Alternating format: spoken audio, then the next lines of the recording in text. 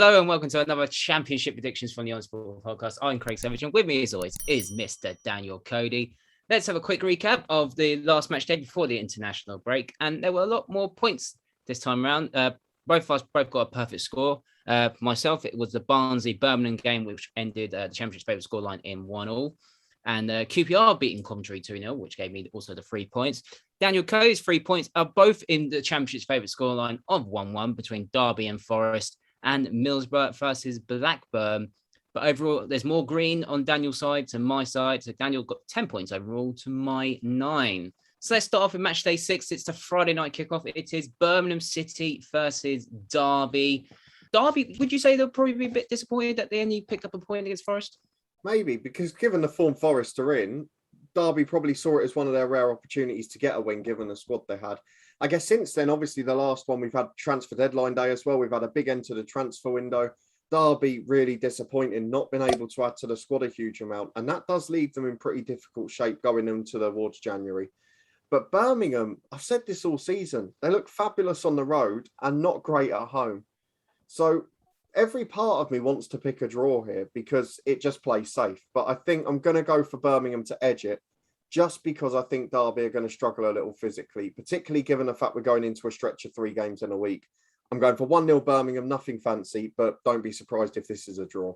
I was going to say 1-0 Birmingham as well, but I'm going to go 2-0 Birmingham. If they can turn on style like they did against Luton, they can be pretty ruthless, to be honest. But Derby, on the other hand, I think they'll probably take 6 points out of 5 games from what the stuff that's happening. Obviously, they've been more off the field problems again, more charges. Surely it's got to be a point of deduction now, but that's for a topic for another day. We're just predicting the results for these games. But I think Birmingham will win this game 2-0. Up next, Ewood Park, it is Blackburn Rovers versus Luton Town. You went to the last Luton game. They were at home to Sheffield United. It was a much better point for them. Yeah, it was a much better performance and crucially a clean sheet after the horror show against Birmingham the week before. And Luton did just about edge the game, but to be honest, the draw was probably a fair result.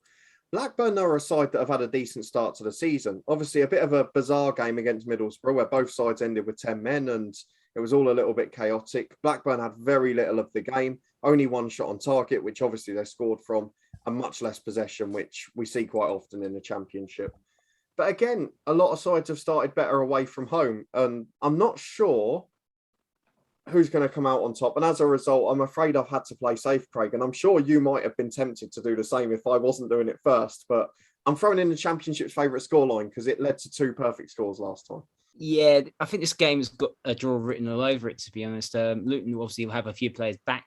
Blackburn, yeah, I think they'll be happy with that, considering who they've lost so far. 1-1's probably the right result, to be honest. That's what I would have gone for. But I'm going to back my team. The typical away performance for Luton Town, the typical scoreline for Luton Town away from home. I'm going to go for 1-0 to the Hatters. Up next, it's Blackpool versus Fulham at Bloomfield Road. Blackpool in the bottom 3 obviously had a tough start, and it doesn't get any tougher than the team who's top of the table. No, and Fulham are looking fluent. They're scoring goals. Last 3 games, they've started keeping clean sheets in all competitions. And Blackpool haven't picked up a point at home yet, let alone the fact that they're struggling in the league. No goals and no points at home. But to be fair, the one thing I will say for them is they've managed to keep the scorelines fairly tight. So I'm not sure that this is going to be as convincing as people think. I'm sure there's a lot of 3 and 4 nils banded about. I don't think it'll be like that. I'm going to go for Fulham to sneak it by 2-0. I think it'll just be that one of the weekend, the routine comprehensive victory. But these are the types of games, aren't they, Craig, where the Championship just throws up something stupid? Yeah, it normally does, to be honest. And you saw the results from the previous week, previous match day, and you think, well, how's that come to that? But that's the Championship for you, and we should never be surprised by these sort of results. I still think Fulham will win this game, to be honest. 3-1 to Fulham. Mitrovic, now he's scoring the Championship again. He's going to go like to 20, 30 goals. I can see it happening. All right, up next, it is Bournemouth versus Barnsley. Bournemouth drew 0-0. Hull, they'll probably be a bit disappointed at that, but they did make some good signs coming into the transfer window. They did. So obviously that's going to have an impact. I don't know whether it will do so straight away. Some of these signings will need a little while to bed in, but Bournemouth certainly one of the winners, I guess, of the last week of the window. But at home this season, they seem to have a flurry of 2-2 draws. Obviously, threw away the 2-goal lead in the last home game against Blackpool. On their opening day against West Brom, obviously a far better result. And Barnsley have been pretty much draws galore as well. Their last 2 championship games, the opening one at Cardiff, and obviously even the Carabao Cup against Bolton was 0-0 as well in the 90 minutes. So the safe betting again's a draw. I'm going to have to go for... Do you know what? Let's go for 3 in a row. 2-2 at home for Bournemouth. It's going to be the pattern of the season. Bournemouth will have a bit more in them, to be honest. They didn't really get rid of any players. Only Dan Drummond is the only one that went. That was key, but they brought in a lot better players, to be honest. Bournemouth, for me, are going to win 2-0.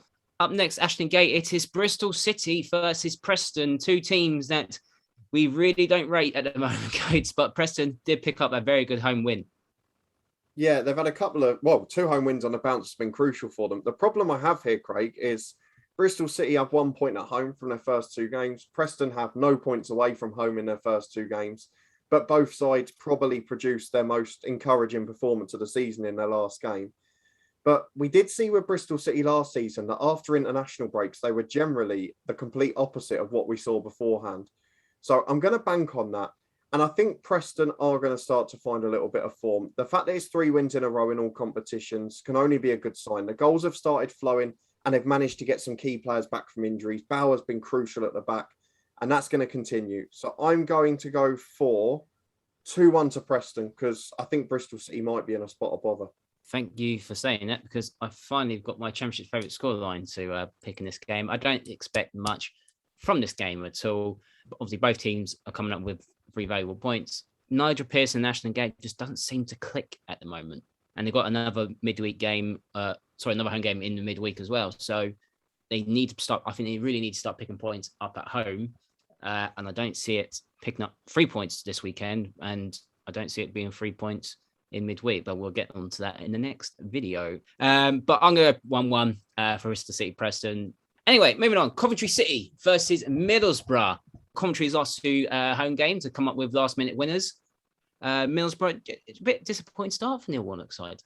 Yeah, and again, been busy towards the end of the transfer window, but it's not been the fluent start to the season that probably both you and I expected. A team that we thought would be up there challenging this year, and it hasn't been the case so far. I don't really know what to predict with this game. I think we have to go for a Coventry win because albeit they've been in the last minute, they have won both of their home games and they've been decent value for it. The scores have been 2-1 both times. Middlesbrough have just... I don't really know what to expect from them, which is a really weird thing to say for a Neil Warnock side. They haven't created a huge amount of chances in the last couple of games against Blackburn and Derby. And that Derby away performance is the thing that is influencing me a bit too much here. So I'm going to go for not 2-1 Coventry, 1-0. But I think it might well be a late winner again here. This is quite a tough one to pick, in my opinion, because I could easily just say a draw. Coventry fans have seemed to have got back into that stadium. They seem to make the place rock in, make it a bit more intimidating. Borough, on the other hand, 2 many draws already, in my opinion, if they really want to be challenging the First League.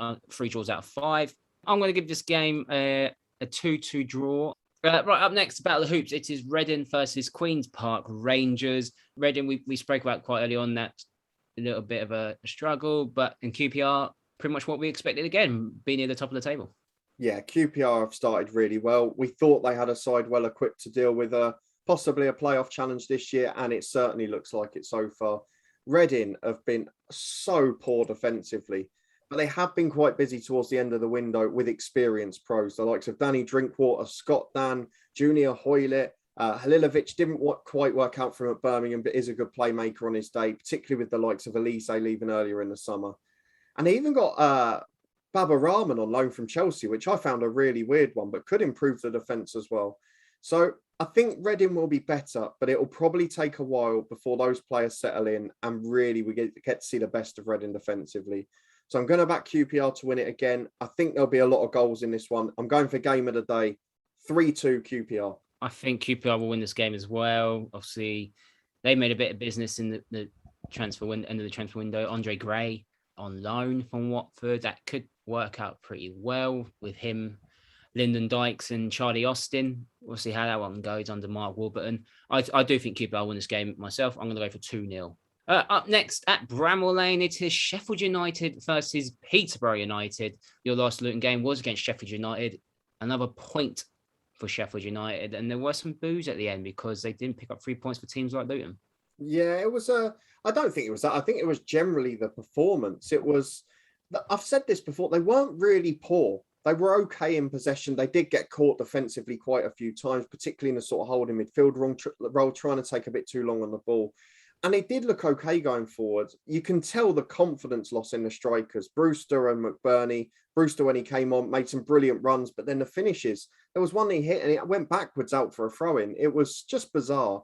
The positive is Brewster scored for England's under-21s in the international break, his first goal in ages. I honestly think that will make a difference.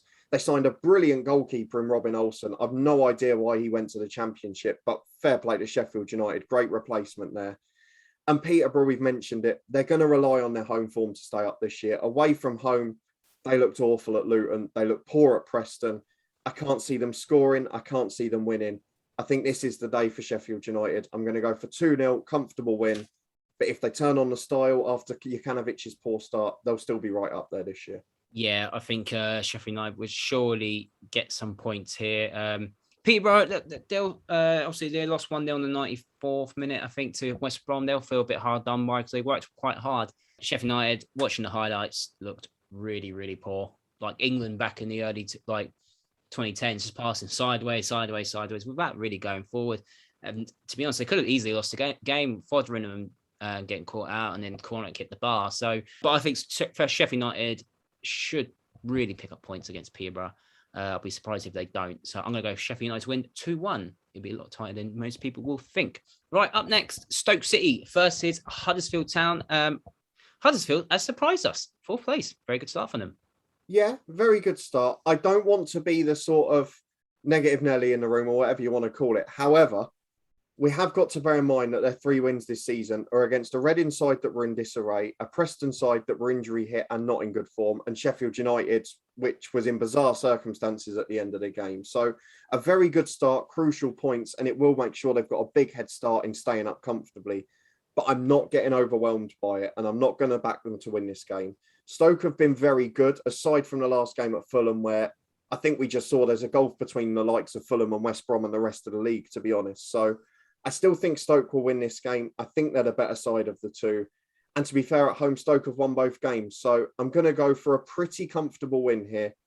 I think Huddersfield will nick a goal. So I'm going 3-1 Stoke City. Yeah, Stoke look really good. I think I'm going to go 2-1 Stoke because I think they are capable of conceding the goal, Stoke. But they are scoring more at the moment. All right, up next, it's Swansea versus Hull. Swansea, another defeat. They've lost Jamal Lowe. He's gone to Bournemouth. That really surprised me. Where did you see the departures from Swansea? Do you think that's going to really take an effect this season? Do you think there'll be a backup in the playoffs, or do you think it'll be a lot lower now? Oh, I don't think they'll be in the playoffs, to be honest. I didn't think even so at the start of the season. But the thing that's really surprised me is, like you say, how many players they've let go. There's so many senior pros. Connor Roberts obviously went to Burnley as well on deadline. I know he's out injured. They lost Ayew earlier in the summer, obviously a contractual thing. They're really resting their hopes on younger players. They've got a young striker from PSV, Michael Obafemi from Southampton, who has looked threatening in the Premier League before, and then a couple of players from Bristol City. And Olivier Ncham from Celtic could end up being a really good deal. But again, he's had questions over his attitude before. So I'm not quite sure it's going to gel quickly, but I think Russell Martin will eventually get it right there. The problem is that Hull, albeit have been pretty poor in recent weeks, they started the season with a flying away win at a side in disarray. And this is probably the first away win away game that I would call winnable since. So I'm gonna, against all of the odds, back Hull to nick a victory here.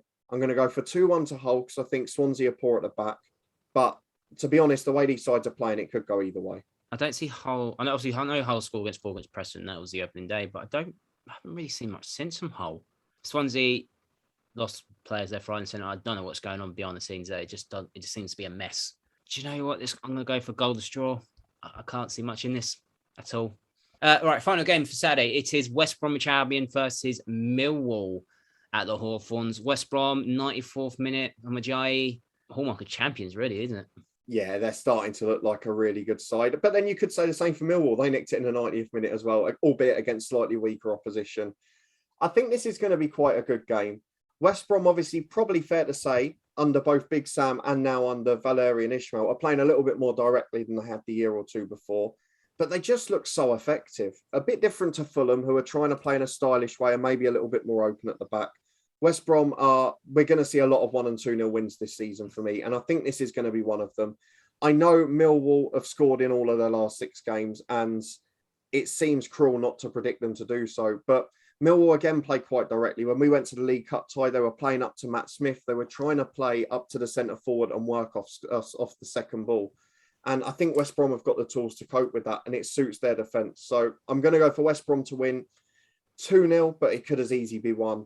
But I think this is going to be another performance of champions, efficient and get the job done. Yeah, West Brom, to be fair, I watched the Peterborough game. It kept grinding out the ground out and got the result that they needed very late on. Millwall, typical Millwall, I thought, to be honest, against Blackpool. And that's not been disrespectful to Millwall. I thought it was a typical Millwall performance. Yeah, West Brom will easily win this game. It'd be interesting to see how the long throw works against them because they're quite tall side, Millwall. If they can see one from that, I'll be very concerned for Millwall for the rest of the game. I'm going to go West Brom 3, Millwall 1. And the final game on Sunday.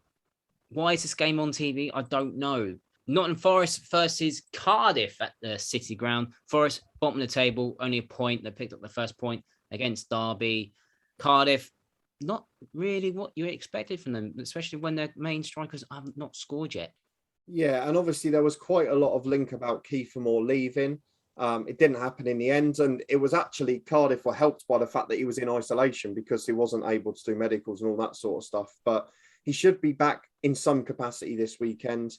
The other strikers haven't really got going, and weirdly for Cardiff, in that defeat to Bristol City last time out, they had loads of the possession and no more chances, which I don't think you can ever normally say about a Mick McCarthy side. They're usually ruthless, they're usually efficient, and they were the complete opposite in that one.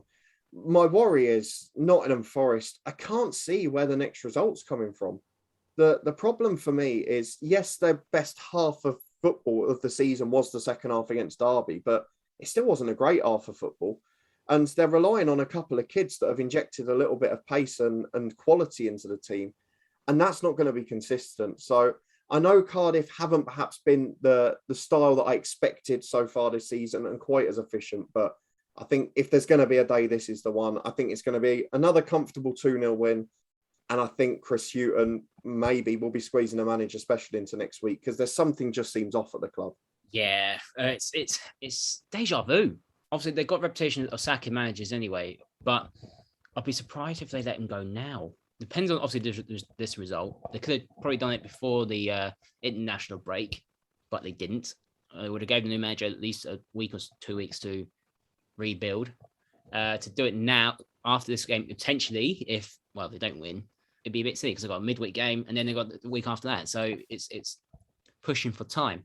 I can't see anything from Forest in this game. You can't see Forest getting anything from this game. You've gone 2-0. I'm going to go for the odd goal. And let's have a quick recap of what we just predicted for this match day 6. I've gone for a lot of 2s, a few 2-0s in there, 3 2-0s it looks like, and a couple of 2-1s. Daniel Coe's also got for a lot of 2 goals for most teams and not a lot of Championship's favourite scoreline. And those are our predictions for match day 6. Do you agree with us or disagree with us? Let us know in the comment section down there. And while you're down there, give us your predictions for this weekend's action. While you're down there, give this video a like, subscribe to the On This Football podcast. You can follow us on Twitter at On This Football Free. And we'll see you next time.